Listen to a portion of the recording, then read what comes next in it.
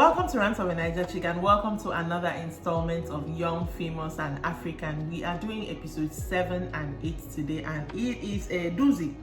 I enjoyed this particular episode, so let's just get right into it. So episode 6 ended with Zari's disaster of a birthday, not on Zari's part, but because of all the baby Bama drama between Rosette, Andile, Seba, and Swanky and Louis being at loggerheads.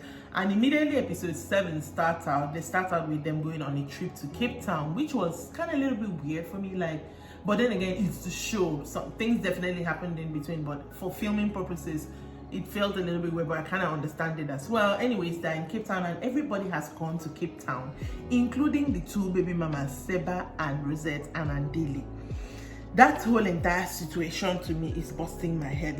Why are you putting these women in the same spaces? But anyways, the only people who didn't go was, of course, Diamond is still not back to South Africa, and Two-Face and Annie. Annie on this show is reminding me of Mbali on Real Housewives of Durban, because you see her, now you don't see her. You see her, now you don't see her. But I don't know, whatever. Anyways, they're in Cape Town, and immediately they get to Cape Town, they kind of meet. It's night time, they kind of meet to right here. I don't even know what the purpose of that meeting was. But anyways, when they meet, nice Swanky say, Louis, Swanky came in last, that he has a gift for him, and brings out this gift, and it's an Adidas box, and it's a shirt, and on the back is written 78 personalities in one. The whole thing was so petty. I like petty, but that was pettiness, because at Zari's party, he had called him that he has 78 personalities, he's trying to fit in with the group, and everybody, literally everybody, was like, this is so petty, both right there to him and in their confessionals, and eventually everybody left. You could see from Louis' face, honestly, that guy, I pity him, honestly. You could see from his face that he is embarrassed by this. He doesn't know how to react to this, because he doesn't want to fight, and he also doesn't want to I don't know, the boy was embarrassed. It was really, really horrible of Swanky to do that. Then it's the next morning, and Andile is now in Cape Town, and he decides to go to breakfast with Rosette and Fantana and Louis, because he kind of wants to talk to Louis. Ever since Louis joined this group, it's almost as if the drama is centering around him, but nobody has really heard from Louis. So, he wanted to meet with all of them, just checking he's now in Cape Town. On the other hand, the rest of the cast, Swanky, Fantana, Kanye, Nadia, and baby mama number 2, Seba. I'm sorry I'm calling them that way, but you will understand as we go on. Go to the beach, and they had a fantastic time at the beach. So back to this breakfast conversation. They had breakfast. They told him a little bit about what happened with Swanky bringing the shirts to Louis, and then Rosette and Fantana left, and he had a talk with Louis. First of all, I love this talk that Andile had with Louis, because he was coming from the angle of, I'm hearing so many things about you. You tell me your own story. Men need to have that conversation more. It really got emotional, because Louis now opened up and told Andile, okay, this is my story, basically. This is why, you're hearing things about me. I want to start a family at a certain age and stuff. So apparently Louis was on Big Brother Africa when he was 21, and he went and had sex on, camera. And after Big Brother ended, going back to his house, he's from a very religious background. He was excommunicated from the church, and one of the rules of being excommunicated is you cannot have contact with anybody who is still in the church, and that included his whole family.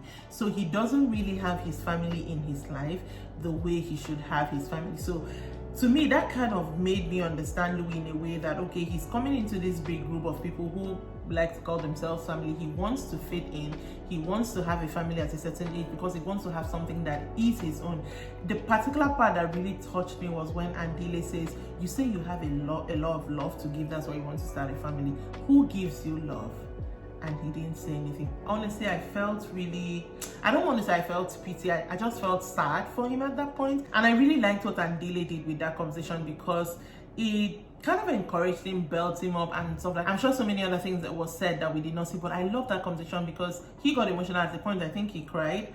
I like seeing men have such discussions, because we live in a world where everybody feels that toxic masculinity is the way to go. So when men are that open and that vulnerable, I like it, because I feel that we would all be better for it if people were more vulnerable and open to themselves. Then Andile goes to meet with Seba. I'm now assuming you don't meet with Rosette early in the morning, you're not gonna meet the other one. The whole thing is, I love Andile. Andile, by the way, is my favorite member of this cast. But the drama that he brought up with this ladies, that is a no-no for me. But anyways, he met up with Seba and he's talking about possibly wanting a future. And the girl told him, see, you have to be sure this is what you want, and then we will take it from there. Straight and simple, because you are looking confused, my man. Naked and Kaylee's relationship on this entire Young, Famous and African is another relationship that I look at sideways. This is why, I mean, I might be wrong, not in these people's side, but I'm going to talk my own. Right from season 1, I got the vibe that Naked loves Kaylee in his own way, but Naked still wants to be in the streets, as far as I'm concerned. And his job doesn't also even help matters. So he loves this woman, but he wants to be in the streets in the sense that he doesn't want to commit. He wants to be able to go to club and twerk on ladies. This is my overactive imagination saying this, but that's the vibe I get. And it's always very telling to me, all through this season, he's the one who, first of all, in season 1, he's the one who introduced Nadia to the group. Was like, Diamond, you like Nadia, you're busy setting up your boys with girls. Season 2, he's the one who brought Fantana to the group and was like, again, Diamond, you would like Fantana. He's always, that man is kind of one leg in the streets, one leg with Kaylee. But anyways, this episode, they also talked about their entire relationship and everything. And Kaylee was like, you know, he's unromantic and then he said when he's not romantic, Kaylee's like surprised. I mean, why would the girl not be surprised? But he says he's in it for the long haul. And who does he want to talk about it with? Is Kanye. I understand that they're friends, but Kanye, really? Okay, Kanye, what should he do to show Kaylee that he's committed, but he doesn't want to propose? He's stressed. I would be so stressed if I was Kaylee. So you don't want to propose, but you want to show her that you are committed. You are ready for the next step. If you've been dating for so number of time, the next step should be proposal. But anyways, Kanye says, okay, would you do a trailer proposal? As soon as the words left her mouth, I just said, stupidity. Because which one is trailer proposal? Okay, she was like, a trailer of a movie. You see the trailer and then you watch the movie. The whole idea sounds still. I'm like, only 2 of you sitting down here understand this thing, because no other person, especially the woman that you are going to trailer propose to, will understand it. And was I right? Yes, but we shall see. One of my favorite things that happened on this episode was they went on a boat cruise, and I think everybody again was present. I didn't see Andile, but I did see Rosette and I think Seba. Well, I cannot remember saying Andile. Anyways, Isha went on a boat cruise. And on that cruise, at the upper deck, Swanky pulled Louis and Nadia aside. Zari later joined them. I keep calling her Zaria, but her name is actually Zari. I don't know why I keep calling her Zaria, but anyways. Pulled them aside and asked them, because Andile had spoken to Swanky, you are not hearing Louis' side of the story. If you heard his story, you would understand him better. They had a wine tasting before this, so it's like, hear his story. I mean, even the surrogacy thing, you did not hear from him. You didn't even hear it from Kanye that they told you. Heard from, you know, sources. So hear from him. So Swanky is pulling Louis aside and, you know, trying to clarify things. I'm hearing from some members of the group, aka Andile, that, you know, I may be misunderstanding some things, you know, make me understand you, basically. And the guy clarifies to him that he did not ask Kanye to go and ask Zari for X. He only said, I would be interested in researching surrogacy with him. And then he also told them the story he told what's his name, Andile, about where he's from and his situation. And there and then Swanky apologized because Swanky has jumped down this guy's throat and he didn't even deserve it. They never even had a problem. Swanky's problem was Louis was always either Louis had a problem with Bonang, now Swanky had a problem with Louis. Louis said something about Zari and now Swanky had a problem with her. So Swanky apologized and I really love that, because let's leave all this back and forth when no concern you, basically. Anyways, they now moved down to inside the boot and then Louis shared his story with the other people, and everybody could also understand him as well. Since this season started, I think that's the first like event they've had that nobody fought, everybody, you know, had fun. The next morning, Swanky takes them on a hike to Table Mountain, and when they get there, the place is beautiful. Like everything I was seeing during this episode was gorgeous, gorgeous, gorgeous. Anyways, they get to Table Mountain. Of course, the view is amazing, and Swanky now says, this view is looking like a view that they will propose to someone. Oh yeah, Quinton, aka Naked, Kelly, even removes one of his rings and says propose. And Naked actually gets down on one knee and says to, I will say this very clearly, he did not say, will you marry me? He said, will you please stay with me forever? And was talking, you know, the lovey-dovey things. Kelly was so confused, like, okay, he's saying everything I want to hear, but is this really happening? Is this real? And if it was a planned proposal, per se, you wouldn't have had to propose with some other person's ring. But, you know, he said the thing, and she said, yes, as per, yes, I'll stay with you forever. But of course, in hide, you're kneeling down, everything, you know, it's married. And everybody like, yeah, drinking champagne. But I knew that Kelly was so confused by exactly what just happened there. And that's where the episode ended. So I was right in saying that Kelly did not understand exactly what happened there, because the next episode starts off basically with her having lunch with Annie and Andile and Seba, and like saying, okay, first of all, she's all excited that I see what happened at Table Mountain. I'm assuming that back to Johannesburg now. See what happened in Table Mountain, or you know, Quinton got on one knee, said they said, did he say, will you marry me? She said, I think he did. You know, they got happy. Everybody's like, yeah, you're engaged. So Annie is looking at her as per, where is the ring? And she's like, but she don't look at me like that. I don't have a ring. So Annie was like, you don't have a ring. Like, okay, so sitting down there, Annie was like, straight up sitting down there, would you say you are engaged? She says no. So I'm like, you are not engaged. You cannot say that she's not told anybody. Quinton also has not told anybody. You are not engaged. So Annie's like, it's so funny how Annie was the one setting her straight, because I'm always like, the people who they advise past, no, they fit take their advice. But Annie was, you know, it doesn't even matter if it's a $50 ring, but if they didn't give you something of your own, that means you're not engaged. So Kaylee is now left to try to figure out what she is, and then maybe have a conversation with Quinton to find out what they are, if they are actually engaged. Later on in the episode, they had that conversation, and Quinton mentioned the trailer proposal, that was like a trailer proposal, and of course she did not understand it. Even in her confessional, she's like, you're the only person who understands trailer proposal. See, I have said it again, I stand to be corrected. Me, I don't mind correction. But this is what I have said about Quinton, aka Naked. Quinton wants Kaylee, but without the commitment. That's all I can say, because everything was saying now, you know, a trailer proposal, but it was obvious she was almost getting pissed about the whole entire situation. But Quinton now clarified in his confessional that he has been married twice before. Again, I was wrong. I said that earlier. I had said that only Andile and Two-Face and Diamond have children on the cast. I think Quinton has children as well. So he's like, he's been married twice before. He is hesitant to get married a third time just to get a divorce.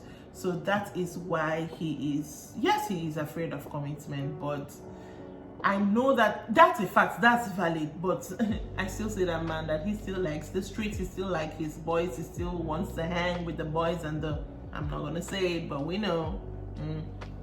In this episode, Diamond is also back to South Africa, and according to how things are edited, we hear that the first person he wants to meet is Fantana. Fantana now pulls Rosette to come with her to the meeting, that she wants to ask Diamond some questions. And then when Diamond gets there, Diamond is surprised to see Rosette, but anywho's, you know, how have you been, you know, checking what has been happening. She's like, she's been stressed out. Zari has been stressing her and saying things and now mentioning that you have a girlfriend. So the fact that Diamond has a girlfriend, Zari mentioned it later on. They had said it is posted on his social media. Fantana, you should have gone to the man's social media. Why are you asking the man? But then again, maybe she's of the opinion that people post things that may not entirely be true. But anyways, ask him. Then I said, no, who said that I have a girlfriend? Of course I don't have a girlfriend. Rosette was just there sitting there looking at them. And in Rosette's confessional, Rosette was like, Fantana, you are in denial because the man has a girlfriend. So Fantana faulted my hand in this episode. Like Fantana, when we met her in the first episode, I was like, okay, this is a city girl. She understands the score. She is not going there for Diamond to be like her one-on-one. I mean, this is the same girl that said Diamond is not even in my top 5. So why do you even care if he has a girlfriend or not? Is that your aim there? That's how why are you asking him and dragging, does he have girlfriend or not? It's not your business, because you are not dating this guy. You are having fun with this guy. But then again, it's like City Girl has fallen, because it's a City Girl 0 and Diamond 1. The thing is not adding up for me at all. So to wrap up Andile's quest for love on Young, Famous and African as we have seen it. Alright, he has 2 baby mothers, Rosette and Seba. He wants to maybe get romantic with Seba, but Rosette is his buddy, his friend. So from everything I've gathered on this show, Seba feels that Rosette was the reason they were not together anymore, because when Seba was with Andile, Rosette at the time at a point was married, but she was still calling Andile to come over and fix like things in her house. That was really wrong of her, but that's not what we're talking about. And stuff like that. We're just too close for comfort. So tell me why Andile is meeting with Rosette and saying, I want to start something with Seba, but I would love for you to be on board, because the last time I tried something with Seba, you were not on board and it caused some strain. Why are you asking her for permission? Like, that's your body. Your body is supposed to be, if you people are actually body, your body is supposed to be happy with whoever you want to be happy with and support whatever new relationship you want to start. So why are you, okay, I understand that children involved. Of course, when Rosette heard that, her face changed. She was like, why do you want to start something with her just for the sake of starting something? And in her confessional, she was very straight up that she would rather, if Andile is not starting something with her, she would rather he start something with someone else and not with Seba. What that tells me is that you want a new girl entirely that does not have children with this man, that is more open to you lording and over Andile. That's just what I got from that. So while they were still talking, she's like, no, I don't want you to start anything with her. Matter of fact, and then she jokingly says, let me and you start something. And I'm like, homegirl is joking, but she has insinuated this thing at least once or twice here and there in this episode that I have heard. So she might actually be serious.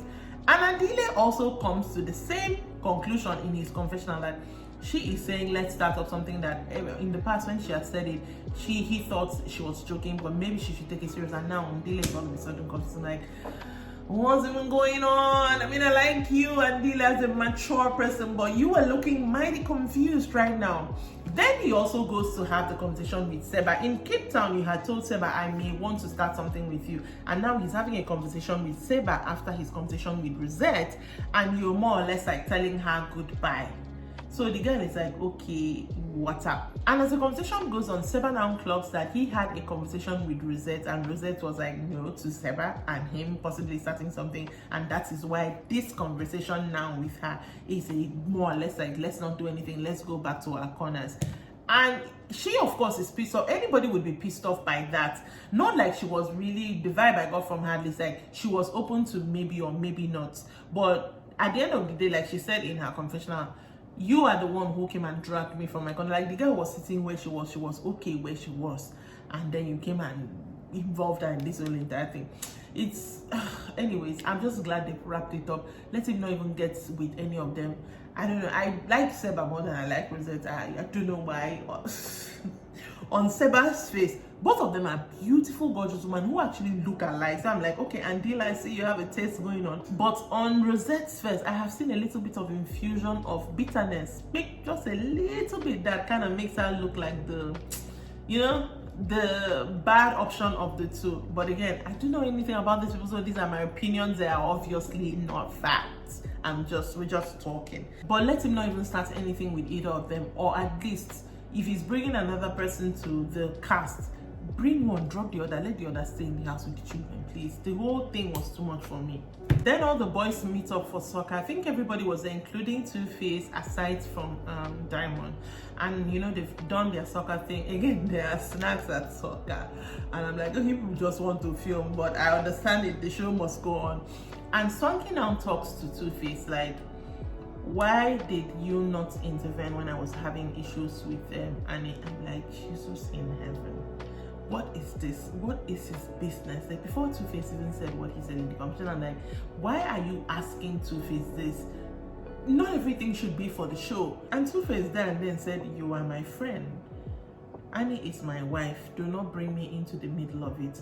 But in the confessional, Two-Face was like, that was mighty disrespectful. You have my number. I shouldn't be the one to call you to say, when do you people have problem with? You have my number. You can call me. That why are you bringing something that happened off camera to the cameras? In typical Two-Face, manner. And I'm like, with him, why are you bringing it up? In fact, later on, when he goes to tell Annie what happened, the way Annie was pissed off at Swanky Yeke, Annie really places Two-Face on like this pedestal, and then there's Two-Face's pedestal. Like, the disrespect, you are our senior, why is it?